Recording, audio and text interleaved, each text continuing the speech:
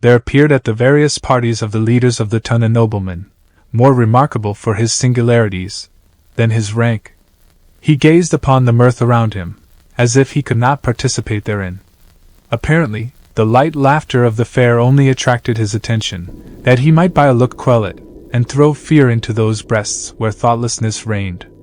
Those who felt this sensation of awe could not explain whence it arose. Some attributed it to the dead grey eye, which, fixing upon the object's face, did not seem to penetrate, and at one glance to pierce through to the inward workings of the heart, but fell upon the cheek with a leaden ray that weighed upon the skin it could not pass.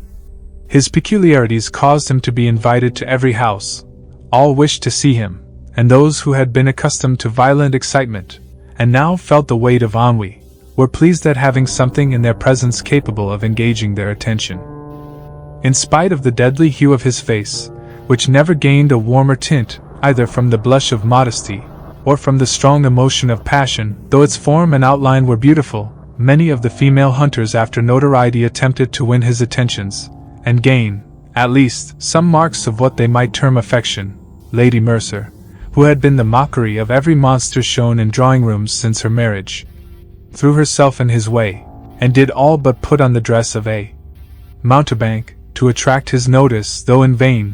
When she stood before him, though his eyes were apparently fixed upon hers, still it seemed as if they were unperceived. Even her unappalled impudence was baffled, and she left the field. But though the common adulteress could not influence even the guidance of his eyes, it was not that the female sex was indifferent to him. Yet such was the apparent caution with which he spoke to the virtuous wife and innocent daughter, that few knew he ever addressed himself to females.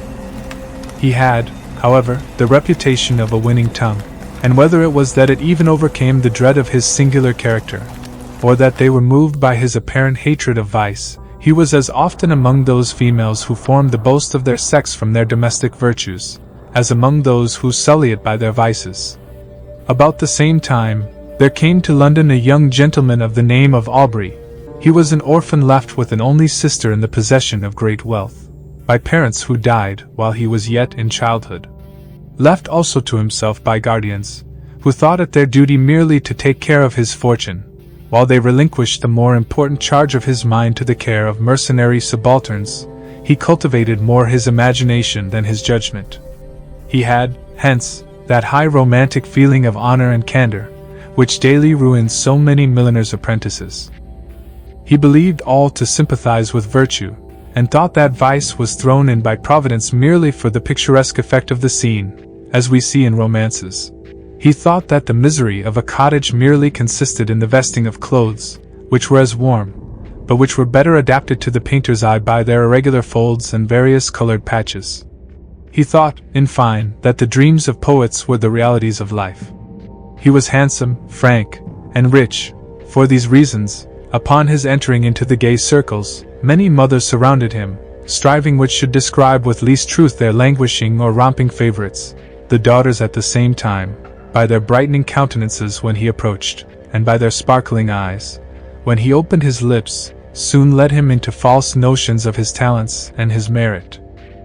Attached as he was to the romance of his solitary hours, he was startled at finding that, except in the tallow and wax candles that flickered, not from the presence of a ghost, but from want of snuffing, there was no foundation in real life for any of that congeries of pleasing pictures and descriptions contained in those volumes, from which he had formed his study. Finding, however, some compensation in his gratified vanity, he was about to relinquish his dreams, when the extraordinary being we have above described crossed him in his career.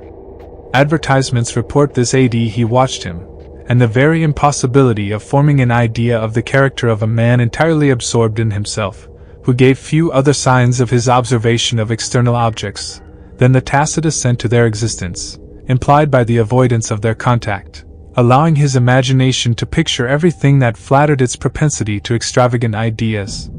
He soon formed this object into the hero of a romance, and determined to observe the offspring of his fancy, rather than the person before him. He became acquainted with him, paid him attentions, and so far advanced upon his notice that his presence was always recognized. He gradually learnt that Lord Ruthven's affairs were embarrassed, and soon found, from the notes of preparation in street that he was about to travel. Desirous of gaining some information respecting this singular character, who, till now, had only whetted his curiosity, he hinted to his guardians that it was time for him to perform the tour, which for many generations has been thought necessary to enable the young to take some rapid steps in the career of vice towards putting themselves upon an equality with the aged, and not allowing them to appear as if fallen from the skies, whenever scandalous intrigues are mentioned as the subjects of pleasantry or of praise, according to the degree of skill shown in carrying them on. They consented, and Aubrey, immediately mentioning his intentions to Lord Ruthven, was surprised to receive from him a proposal to join him. Flattered by such a mark of esteem from him, who, apparently, had nothing in common with other men, he gladly accepted it, and in a few days they had passed the circling waters. Hitherto, Aubrey had had no opportunity of studying Lord Ruthven's character, and now he found that, though many more of his actions were exposed to his view, the results offered different conclusions from the apparent motives to his conduct. His companion was profuse in his liberality. The idle, the vagabond, and the beggar received from his hand more than enough to relieve their immediate wants. But Aubrey could not avoid remarking that it was not upon the virtuous, reduced to indigence by the misfortunes attendant even upon virtue, that he bestowed his alms. These were sent from the door with hardly suppressed sneers. But when the profligate came to ask something, not to relieve his wants, but to allow him to wallow in his lust, or to sink him still deeper in his iniquity, he was sent away with rich charity. This was, however, attributed by him to the greater importunity of the vicious, which generally prevails over the retiring bashfulness of the virtuous indigent. There was one circumstance about the charity of his lordship, which was still more impressed upon his mind. All those upon whom it was bestowed inevitably found that there was a curse upon it, for they were all either led to the scaffold, or sunk to the lowest and the most abject misery. At Brussels and other towns through which they passed, Aubrey was surprised at the apparent eagerness with which his companion sought for the centers of all fashionable vice. There he entered into all the spirit of the faro table. He bet, and always gambled with success, except where the known sharper was his antagonist, and then he lost even more than he gained. But it was always with the same unchanging face, with which he generally watched the society around. It was not, however, so when he encountered the rash youthful novice, or the luckless father of a numerous family.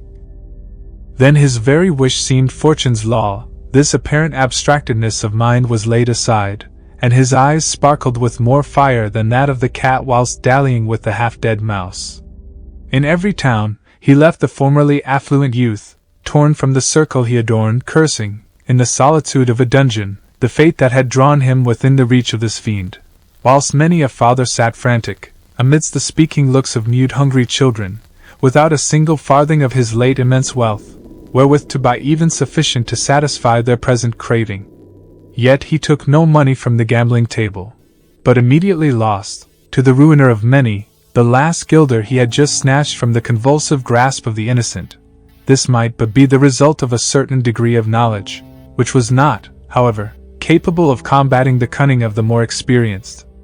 Aubrey often wished to represent this to his friend, and beg him to resign that charity and pleasure which proved the ruin of all, and did not tend to his own profit. But he delayed it, for each day he hoped his friend would give him some opportunity of speaking frankly and openly to him. However, this never occurred. Lord Ruthven in his carriage, and amidst the various wild and rich scenes of nature, was always the same. His eye spoke less than his lip, and though Aubrey was near the object of his curiosity, he obtained no greater gratification from it than the constant excitement of vainly wishing to break that mystery, which to his exalted imagination began to assume the appearance of something supernatural. Advertisements report this AD. They soon arrived at Rome, and Aubrey for a time lost sight of his companion. He left him in daily attendance upon the morning circle of an Italian countess, whilst he went in search of the memorials of another almost deserted city. Whilst he was thus engaged, letters arrived from England, which he opened with eager impatience. The first was from his sister, breathing nothing but affection. The others were from his guardians. The latter astonished him. If it had before entered into his imagination that there was an evil power resident in his companion, these seemed to give him most sufficient reason for the belief.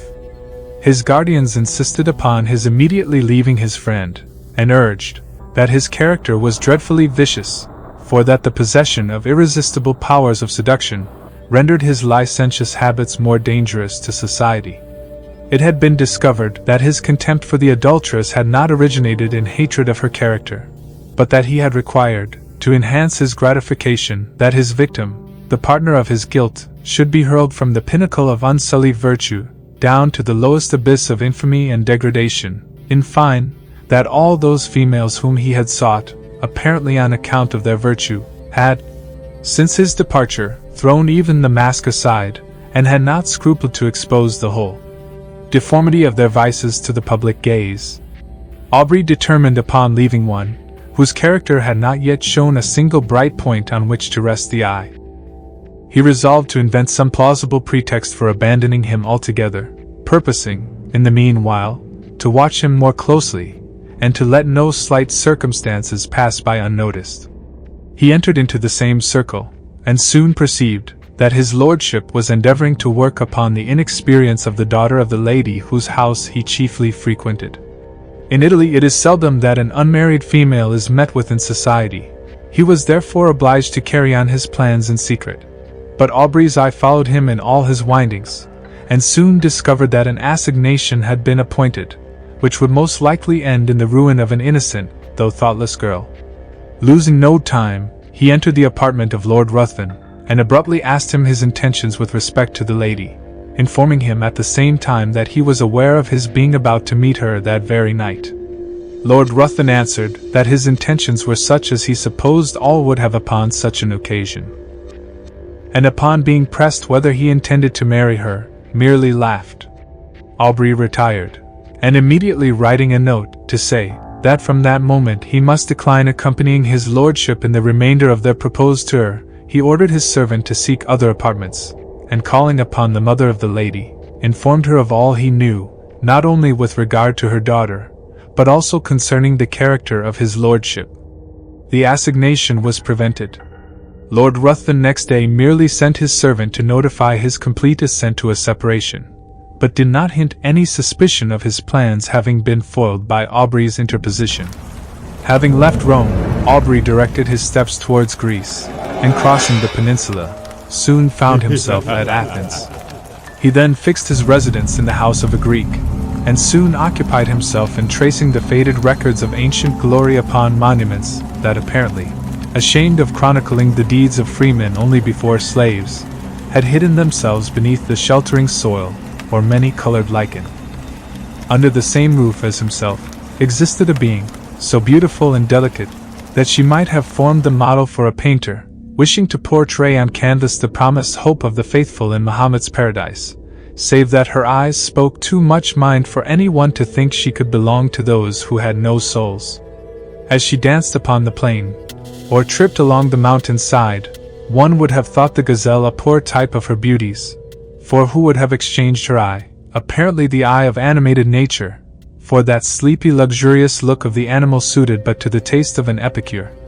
The light step of Ianthe often accompanied Aubrey in his search after antiquities, and often would the unconscious girl, engaged in the pursuit of a cashmere butterfly, show the whole beauty of her form, floating as it were upon the wind, to the eager gaze of him, who forgot the letters he had just deciphered upon an almost effaced tablet, in the contemplation of her sylph-like figure.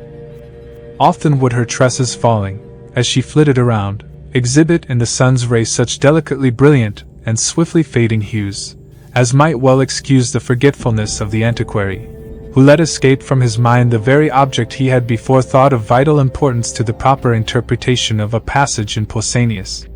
But why attempt to describe charms which all feel, but none can appreciate? It was innocence, youth, and beauty, unaffected by crowded drawing rooms and stifling balls.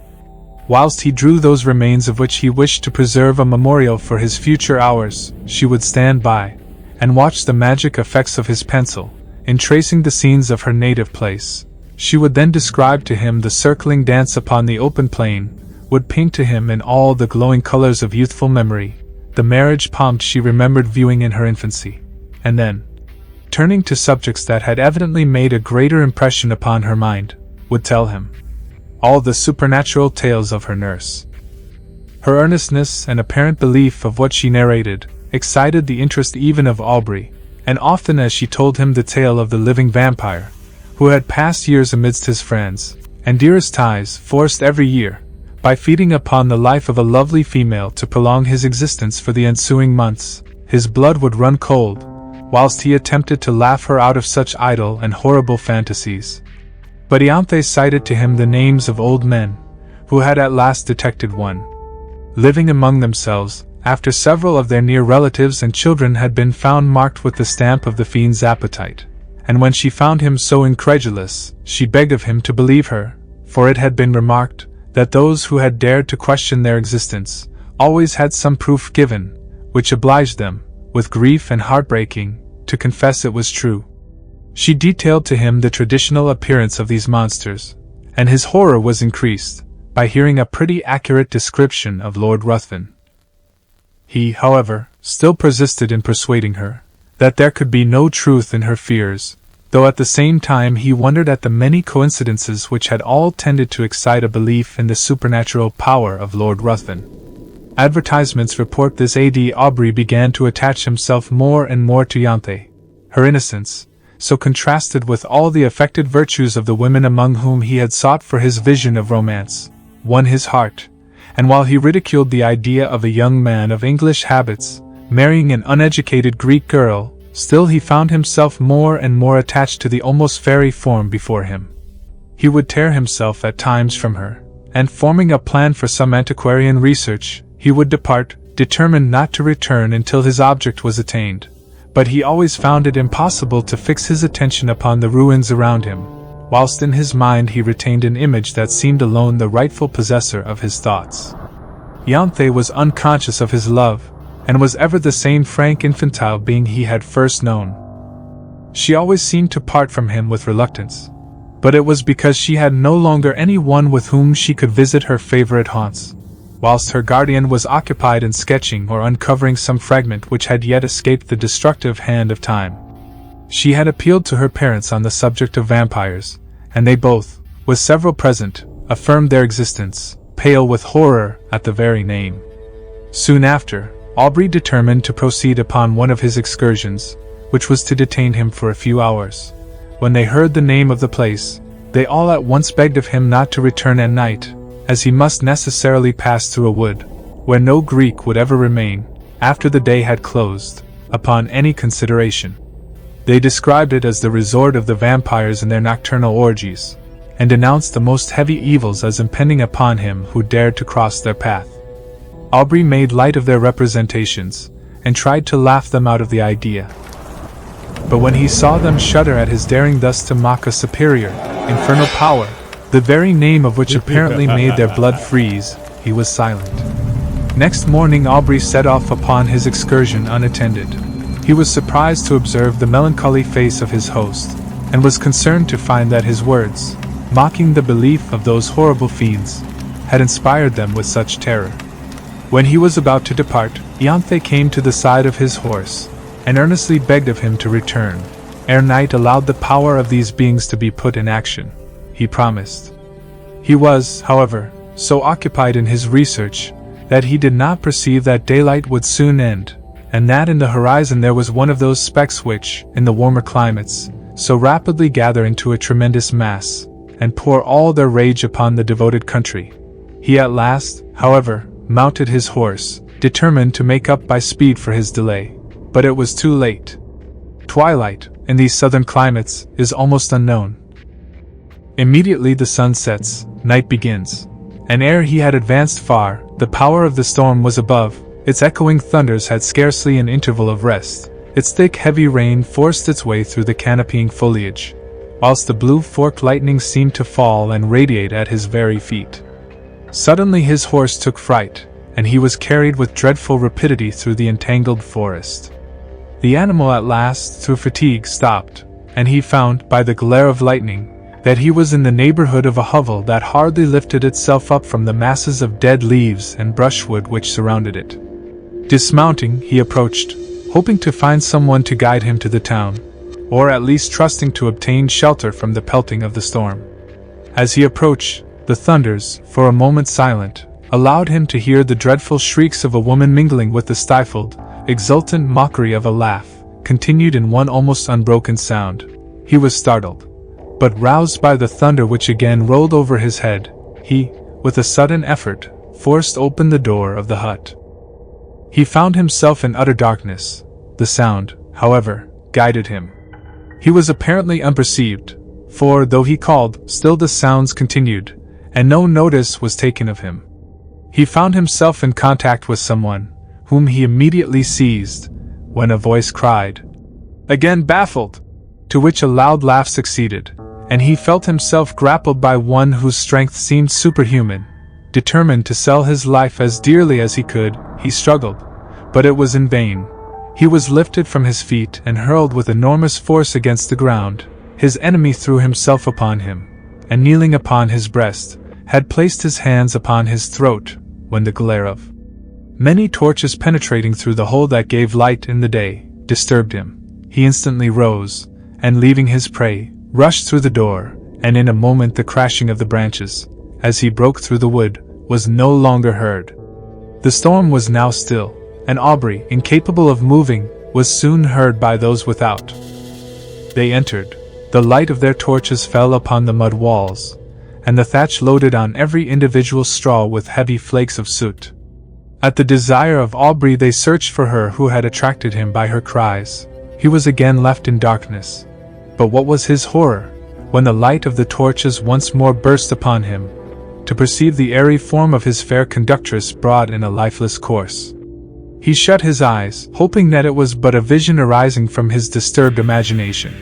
But he again saw the same form, when he unclosed them, stretched by his side.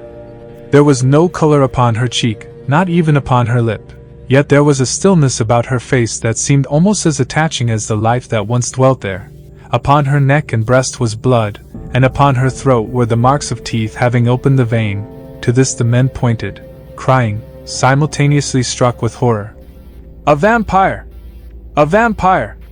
A litter was quickly formed, and Aubrey was laid by the side of her who had lately been to him the object of so many bright and fairy visions, now fallen with the flower of life that had died within her. He knew not what his thoughts were. His mind was benumbed and seemed to shun reflection, and take refuge in vacancy. He held almost unconsciously in his hand a naked dagger of a particular construction, which had been found in the hut. They were soon met by different parties who had been engaged in the search of her whom a mother had missed. Their lamentable cries, as they approached the city, forewarned the parents of some dreadful catastrophe.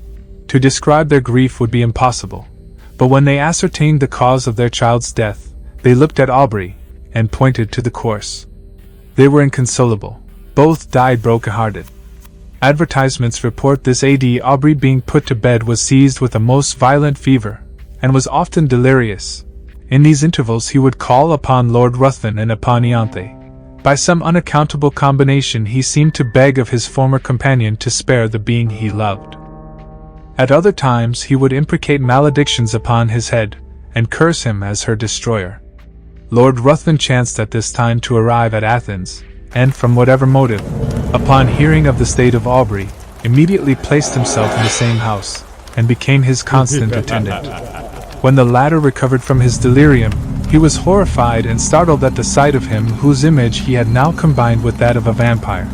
But Lord Ruthven, by his kind words, implying almost repentance for the fault that had caused their separation, and still more by the attention, anxiety, and care which he showed, soon reconciled him to his presence. His lordship seemed quite changed. He no longer appeared that apathetic being who had so astonished Aubrey. But as soon as his convalescence began to be rapid, he again gradually retired into the same state of mind, and Aubrey perceived no difference from the former man, except that at times he was surprised to meet his gaze fixed intently upon him, with a smile of malicious exultation playing upon his lips, he knew not why. But this smile haunted him. During the last stage of the invalid's recovery, Lord Ruthven was apparently engaged in watching the tideless waves raised by the cooling breeze, or in marking the progress of those orbs, circling, like our world, the moveless sun. Indeed, he appeared to wish to avoid the eyes of all. Aubrey's mind, by this shock, was much weakened, and that elasticity of spirit which had once so distinguished him now seemed to have fled forever.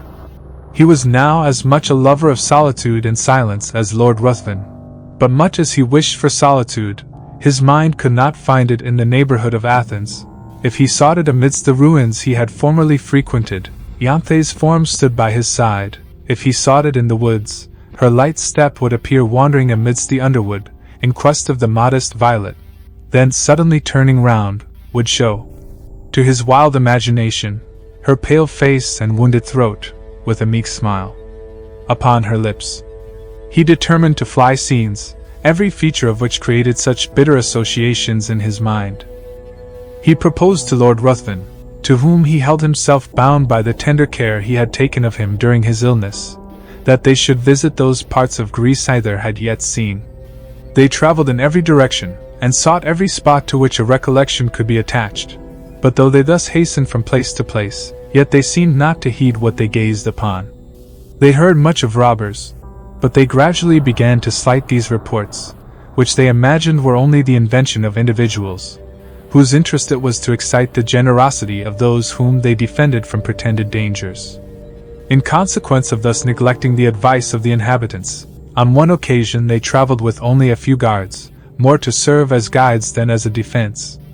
Upon entering, however, a narrow defile, at the bottom of which was the bed of a torrent, with large masses of rock brought down from the neighboring precipices, they had reason to repent their negligence.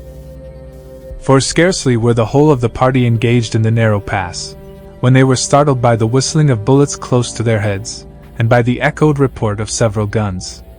In an instant their guards had left them, and placing themselves behind rocks, had begun to fire in the direction whence the report came. Lord Ruthven and Aubrey, imitating their example, retired for a moment behind the sheltering turn of the defile, but ashamed of being thus detained by a foe, who with insulting shouts bade them advance, and being exposed to unresisting slaughter, if any of the robbers should climb above and take them in the rear, they determined at once to rush forward in search of the enemy. Hardly had they lost the shelter of the rock, when Lord Ruthven received a shot in the shoulder, which brought him to the ground. Aubrey hastened to his assistance, and no longer heeding the contest or his own peril, was soon surprised by seeing the robbers' faces around him, his guards having, upon Lord Ruthven's being wounded, immediately thrown up their arms and surrendered. By promises of great reward, Aubrey soon induced them to convey his wounded friend to a neighboring cabin, and having agreed upon a ransom, he was no more disturbed by their presence, they being content merely to guard the entrance till their comrade should return with the promised sum, for which he had an order. Lord Ruthven's strength rapidly decreased. In 2 days mortification ensued, and death seemed advancing with hasty steps. His conduct and appearance had not changed. He seemed as unconscious of pain as he had been of the objects about him, but towards the close of the last evening, his mind became apparently uneasy, and his eye often fixed upon Aubrey, who was induced to offer his assistance with more than usual earnestness. "Assist me! You may save me, you may do more than that, I mean not my life. I heed the death of my existence as little as that of the passing day. But you may save my honor, your friend's honor. How? Tell me how?" "I would do anything," replied Aubrey. "I need but little, my life ebbs apace, I cannot explain the whole, but if you would conceal all you know of me, my honor were free from stain in the world's mouth, and if my death were unknown for some time in England, but life, it shall not be known. Swear!" cried the dying man, raising himself with exultant violence. "Swear by all your soul reveres, by all your nature fears, swear that for a year and a day you will not impart your knowledge of my crimes or death to any living being in any way, whatever may happen, or whatever you may see." His eyes seemed bursting from their sockets. "I swear," said Aubrey. He sunk laughing upon his pillow, and breathed no more. Advertisements report this A.D. Aubrey retired to rest, but did not sleep. The many circumstances attending his acquaintance with this man rose upon his mind, and he knew not why. When he remembered his oath, a cold shivering came over him, as if from the presentiment of something horrible awaiting him. Rising early in the morning, he was about to enter the hovel in which he had left the corpse, when a robber met him, and informed him that it was no longer there, having been conveyed by himself and comrades, upon his retiring, to the pinnacle of a neighboring mount, according to a promise they had given his lordship, that it should be exposed to the first cold ray of the moon that rose after his death. Aubrey, astonished, and taking several of the men, determined to go and bury it upon the spot where it lay. But when he had mounted to the summit he found no trace of either the corpse or the clothes, though the robbers swore they pointed out the identical rock on which they had laid the body. For a time his mind was bewildered in conjectures, but he at last returned, convinced that they had buried the corpse for the sake of the clothes. Weary of a country in which he had met with such terrible misfortunes, and in which all apparently conspired to heighten that superstitious melancholy that had seized upon his mind, he resolved to leave it, and soon arrived at Smyrna. While waiting for a vessel to convey him to Otranto, or to Naples, he occupied himself in arranging those effects he had with him belonging to Lord Ruthven. Amongst other things there was a case containing several weapons of offence, more or less adapted to ensure the death of the victim. There were several daggers and atagans. Whilst turning them over, and examining their curious forms, what was his surprise at finding a sheath apparently ornamented in the same style as the dagger discovered in the fatal hut. He shuddered, hastening to gain further proof. He found the weapon, and his horror may be imagined when he discovered that it fitted, though peculiarly shaped, the sheath he held in his hand. His eyes seemed to need no further certainty. They seemed gazing to be bound to the dagger, yet still he wished to disbelieve. But the particular form, the same varying tints upon the haft and sheath were alike in splendor on both, and left no room for doubt. There were also drops of blood on each. He left Smyrna, and on his way home, at Rome, his first inquiries were concerning the lady he had attempted to snatch from Lord Ruthven's seductive arts. Her parents were in distress, their fortune ruined, and she had not been heard of since the departure of his lordship. Aubrey's mind became almost broken under so many repeated horrors. He was afraid that this lady had fallen a victim to the destroyer of Ianthe. He became morose and silent, and his only occupation consisted in urging the speed of the postilions, as if he were going to save the life of someone he held dear. He arrived at Calais. A breeze, which seemed obedient to his will, soon wafted him to the English shores, and he hastened to the mansion of his fathers, and there, for a moment, appeared to lose, in the embraces and caresses of his sister, all memory of the past. If she before, by her infantine caresses, had gained his affection, now that the woman began to appear, she was still more attaching as a companion. Miss Aubrey had not that winning grace which gains the gaze and applause of the drawing-room assemblies. There was none of that light brilliancy which only exists in the heated atmosphere of a crowded apartment. Her blue eye was never lit up by the levity of the mind beneath. There was a melancholy charm about it which did not seem to arise from misfortune, but from some feeling within, that appeared to indicate a soul conscious of a brighter realm. Her step was not that light footing, which strays where'er a butterfly or a color may attract. It was sedate and pensive. When alone, her face was never brightened by the smile of joy, but when her brother breathed to her his affection, and would in her presence forget those griefs she knew destroyed his rest, who would have exchanged her smile for that of the voluptuary? It seemed as if those eyes, that face were then playing in the light of their own native sphere. She was yet only 18, and had not been presented to the world, it having been thought by her guardians more fit that her presentation should be delayed until her brother's return from the continent, when he might be her protector. It was now, therefore, resolved that the next drawing-room, which was fast approaching, should be the epoch of her entry into the busy scene. Aubrey would rather have remained in the mansion of his fathers, and fed upon the melancholy which overpowered him. He could not feel interest about the frivolities of fashionable strangers, when his mind had been so torn by the events he had witnessed, but he determined to sacrifice his own comfort to the protection of his sister. They soon arrived in town, and prepared for the next day, which had been announced as a drawing-room. The crowd was excessive. A drawing-room had not been held for a long time, and all who were anxious to bask in the smile of royalty hastened thither. Aubrey was there with his sister. While he was standing in a corner by himself, heedless of all around him, engaged in the remembrance that the first time he had seen Lord Ruthven was in that very place, he felt himself suddenly seized by the arm, and a voice he recognized too well sounded in his ear. "Remember your oath." He had hardly courage to turn, fearful of seeing a specter that would blast him, when he perceived, at a little distance, the same figure which had attracted his notice on this spot upon his first entry into society. He gazed till his limbs almost refusing to bear their weight, he was obliged to take the arm of a friend, and forcing a passage through the crowd, he threw himself into his carriage, and was driven home. He paced the room with hurried steps, and fixed his hands upon his head, as if he were afraid his thoughts were bursting from his brain. Lord Ruthven again before him, circumstances started up in dreadful array, the dagger, his oath.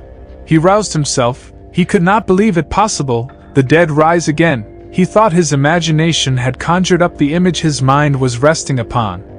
It was impossible that it could be real, he determined, therefore, to go again into society, for though he attempted to ask concerning Lord Ruthven, the name hung upon his lips, and he could not succeed in gaining information. He went a few nights after with his sister to the assembly of a near relation.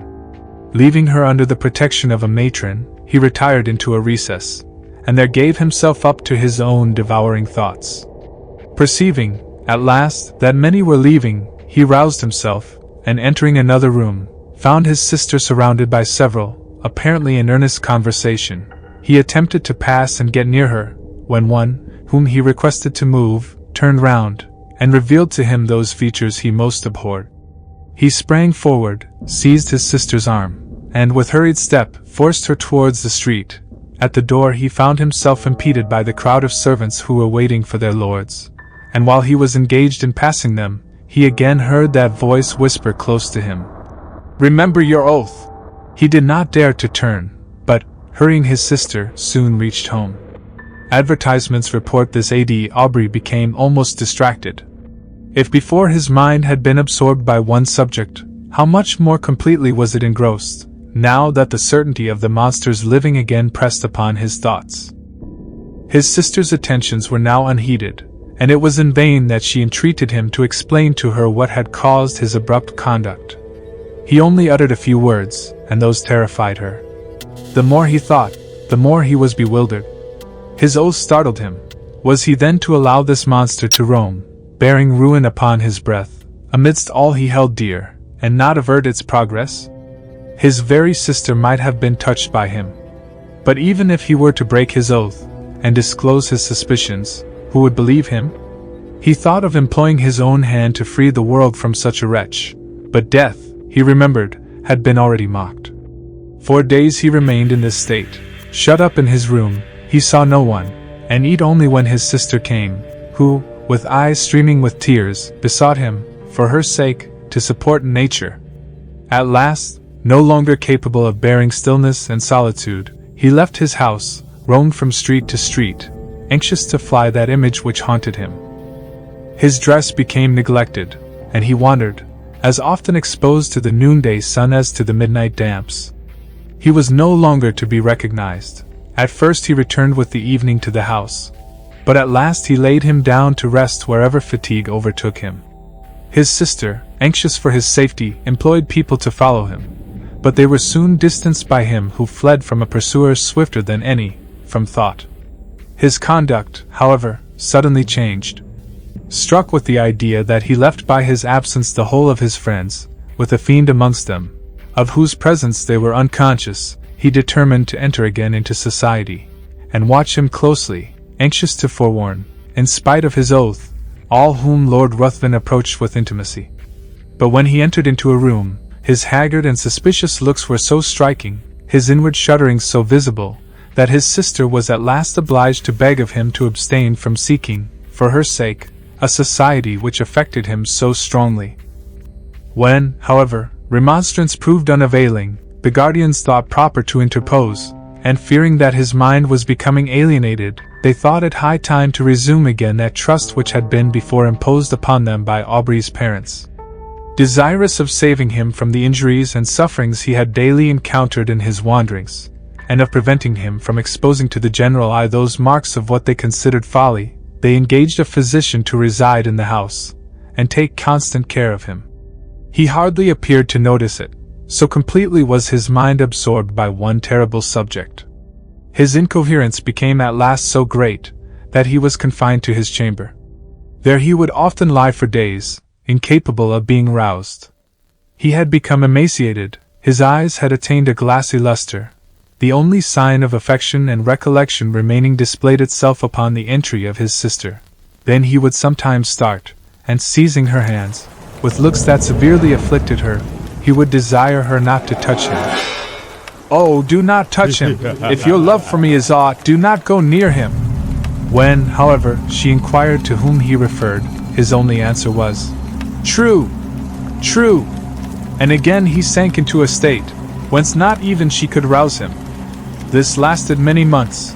Gradually, however, as the year was passing, his incoherences became less frequent, and his mind threw off a portion of its gloom, whilst his guardians observed that several times in the day he would count upon his fingers a definite number, and then smile. Advertisements report this AD. The time had nearly elapsed, when, upon the last day of the year, one of his guardians entering his room, began to converse with his physician upon the melancholy circumstance of Aubrey's being in so awful a situation, when his sister was going next day to be married. Instantly Aubrey's attention was attracted. He asked anxiously to whom. Glad of this mark of returning intellect, of which they feared he had been deprived, they mentioned the name of the Earl of Marsden, thinking this was a young earl whom he had met with in society. Aubrey seemed pleased, and astonished them still more by his expressing his intention to be present at the nuptials, and desiring to see his sister. They answered not, but in a few minutes his sister was with him. He was apparently again capable of being affected by the influence of her lovely smile, for he pressed her to his breast, and kissed her cheek, wet with tears, flowing at the thought of her brothers being once more alive to the feelings of affection. He began to speak with all his wonted warmth, and to congratulate her upon her marriage with a person so distinguished for rank and every accomplishment, when he suddenly perceived a locket upon her breast. Opening it, what was his surprise at beholding the features of the monster who had so long influenced his life! He seized the portrait in a paroxysm of rage, and trampled it underfoot. Upon her asking him why he thus destroyed the resemblance of her future husband, he looked as if he did not understand her. Then seizing her hands, and gazing on her with a frantic expression of countenance, he bade her swear that she would never wed this monster, but he could not advance. It seemed as if that voice again bade him remember his oath. He turned suddenly round, thinking Lord Ruthven was near him, but saw no one. In the meantime the guardians and physician, who had heard the whole, and thought this was but a return of his disorder, entered, and forcing him from Miss Aubrey, desired her to leave him. He fell upon his knees to them, he implored, he begged of them to delay but for one day. They, attributing this to the insanity they imagined had taken possession of his mind, endeavored to pacify him, and retired. Advertisements report this AD. Lord Ruthven had called the morning after the drawing-room, and had been refused with every one else. When he heard of Aubrey's ill health, he readily understood himself to be the cause of it. But when he learned that he was deemed insane, his exultation and pleasure could hardly be concealed from those among whom he had gained this information. He hastened to the house of his former companion, and by constant attendance, and the pretense of great affection for the brother and interest in his fate, he gradually won the ear of Miss Aubrey. Who could resist his power?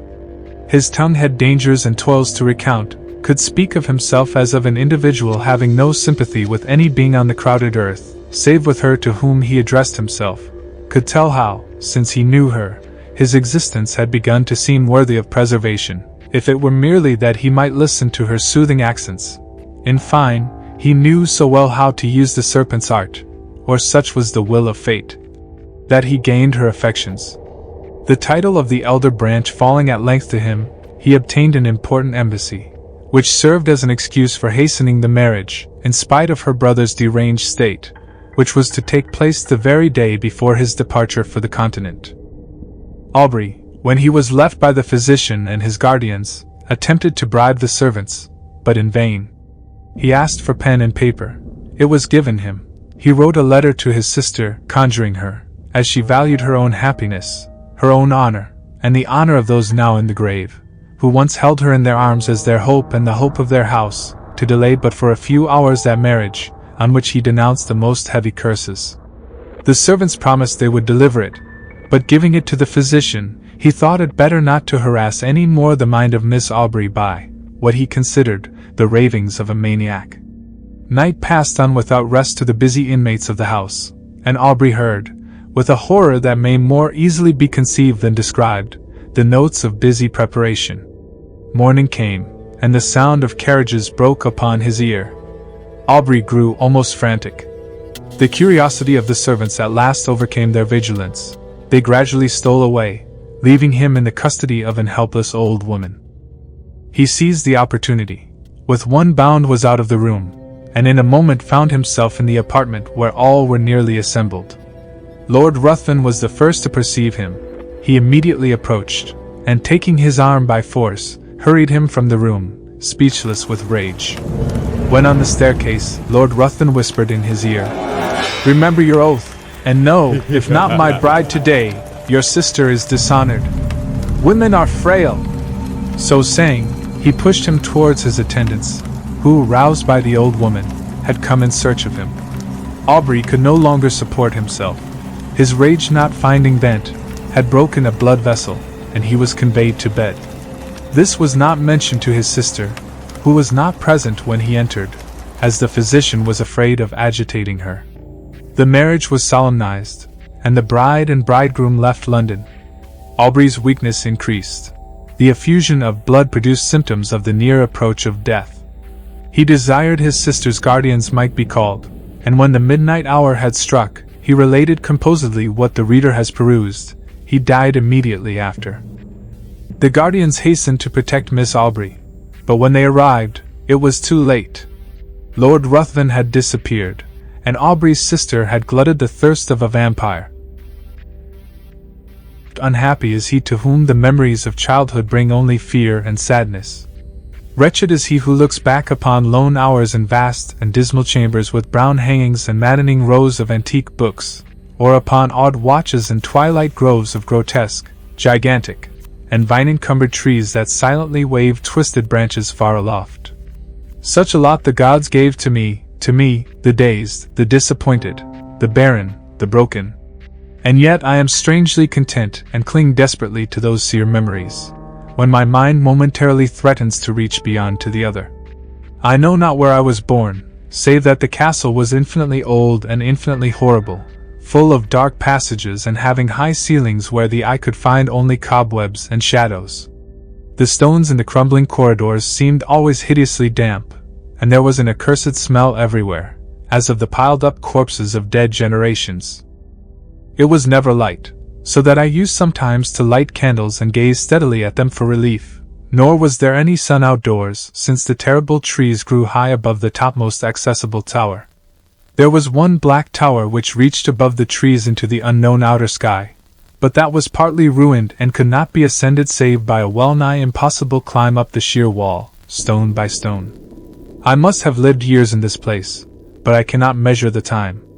Beings must have cared for my needs, yet I cannot recall any person except myself, or anything alive but the noiseless rats and bats and spiders.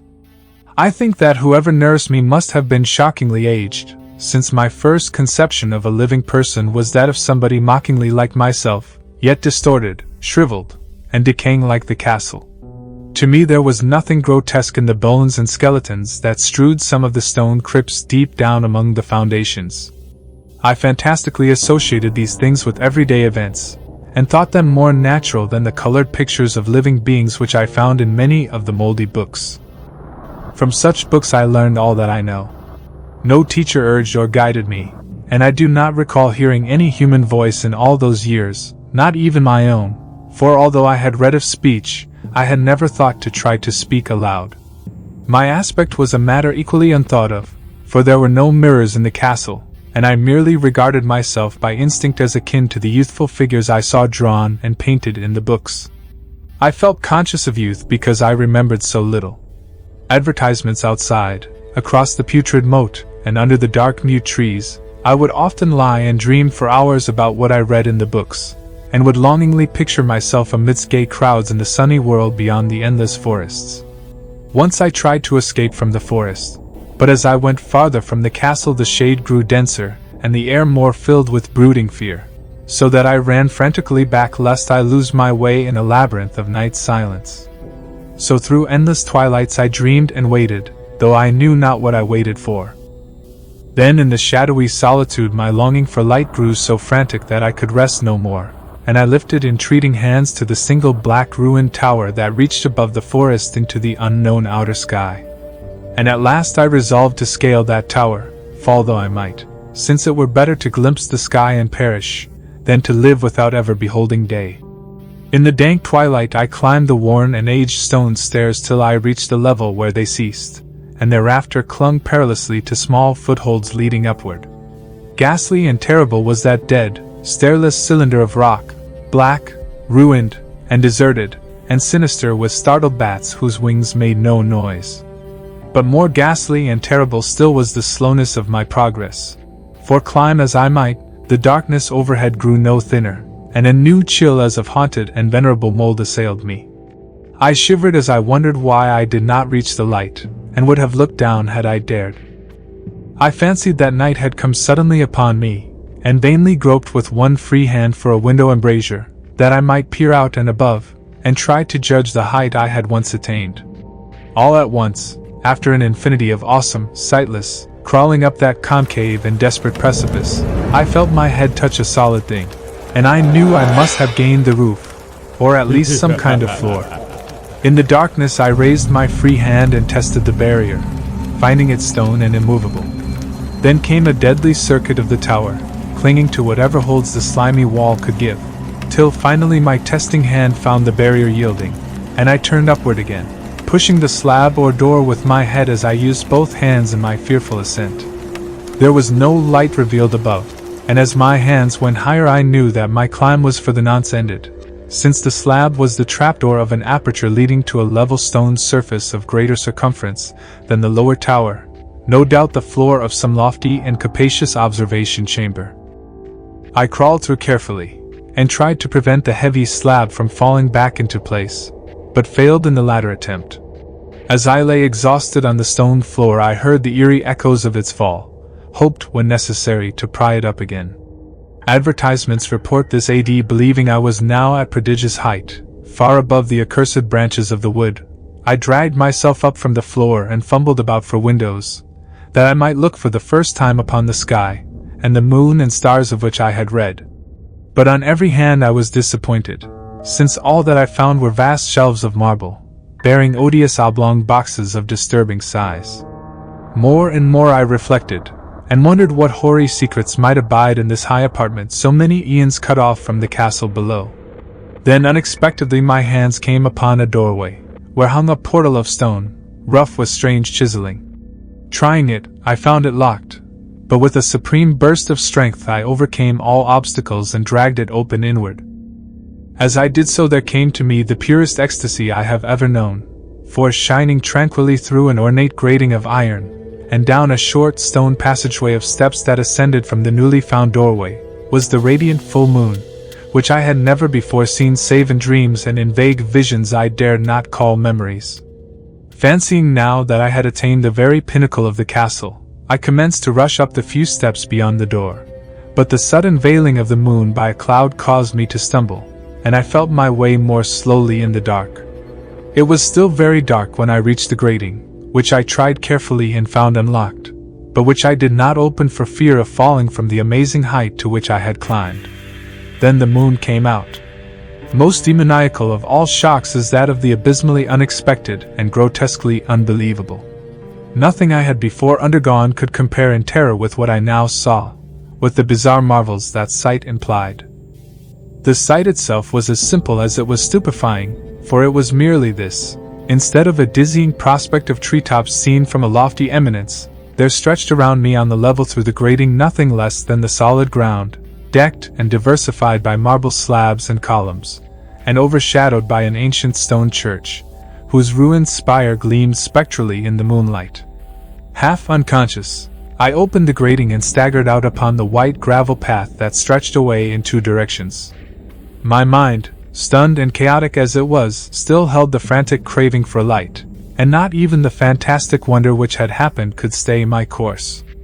I neither knew nor cared whether my experience was insanity, dreaming, or magic, but was determined to gaze on brilliance and gaiety at any cost. I knew not who I was or what I was, or what my surroundings might be, though as I continued to stumble along I became conscious of a kind of fearsome latent memory that made my progress not wholly fortuitous.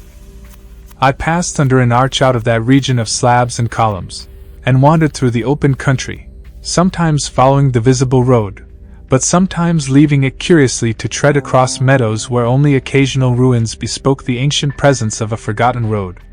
Once I swam across a swift river where crumbling, mossy masonry told of a bridge long vanished.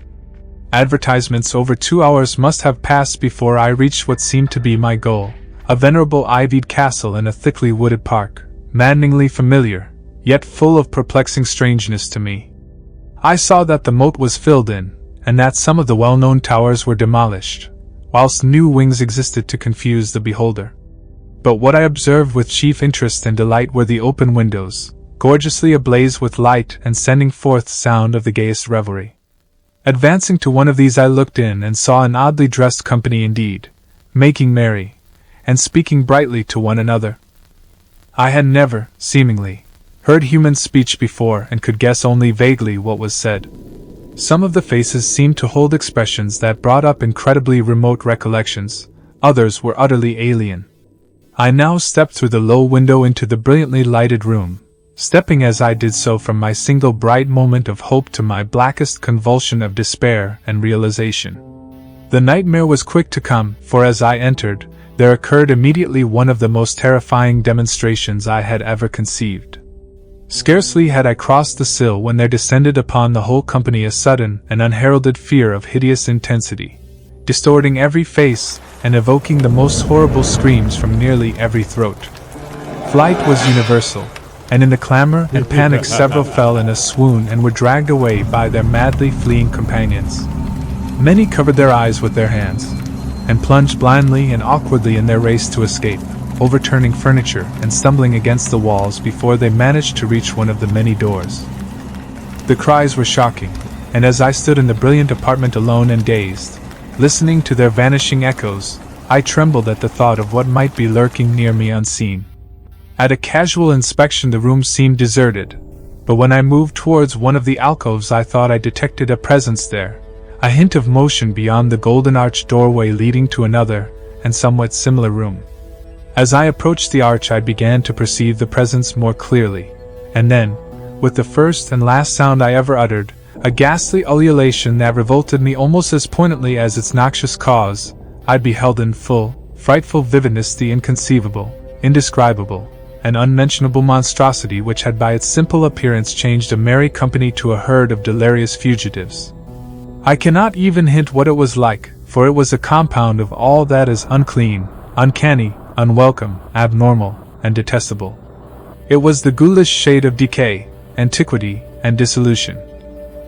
The putrid, dripping eidolon of unwholesome revelation, the awful bearing of that which the merciful earth should always hide. God knows it was not of this world, or no longer of this world, yet to my horror I saw in its eaten away and bone-revealing outlines a leering, abhorrent travesty on the human shape, and in its moldy, disintegrating apparel an unspeakable quality that chilled me even more. Advertisements I was almost paralyzed, but not too much so to make a feeble effort towards flight, a backward stumble which failed to break the spell in which the nameless, voiceless monster held me.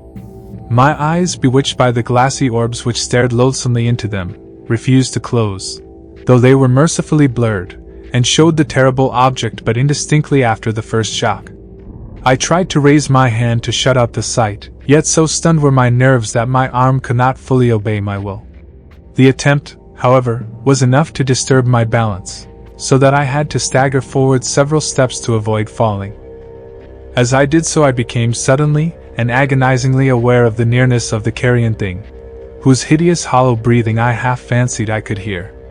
Nearly mad, I found myself yet able to throw out a hand to ward off the foetid apparition which pressed so close. when in one cataclysmic second of cosmic nightmarishness and hellish accident my fingers touched the rotting outstretched paw of the monster beneath the golden arch. I did not shriek, but all the fiendish ghouls that ride the night wind shrieked for me as in that same second there crashed down upon my mind a single fleeting avalanche of soul-annihilating memory.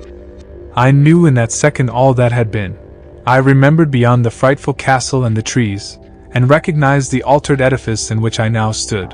I recognized, most terrible of all, the unholy abomination that stood leering before me as I withdrew my sullied fingers from its own. But in the cosmos there is balm as well as bitterness, and that balm is Nepenthe. In the supreme horror of that second I forgot what had horrified me, and the burst of black memory vanished in a chaos of echoing images.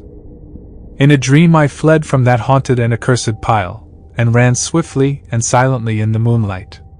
When I returned to the churchyard place of marble and went down the steps I found the stone trapdoor immovable.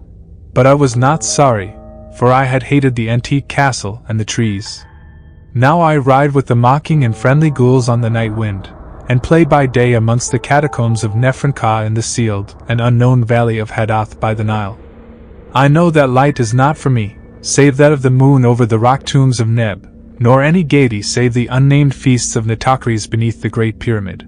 Yet in my new wildness and freedom I almost welcome the bitterness of alienage. For although Nepenthe has calmed me, I know always that I am an outsider, a stranger in this century and among those who are still men. This I have known ever since I stretched out my fingers to the abomination within that great gilded frame, stretched out my fingers and touched a cold and unyielding surface of polished glass.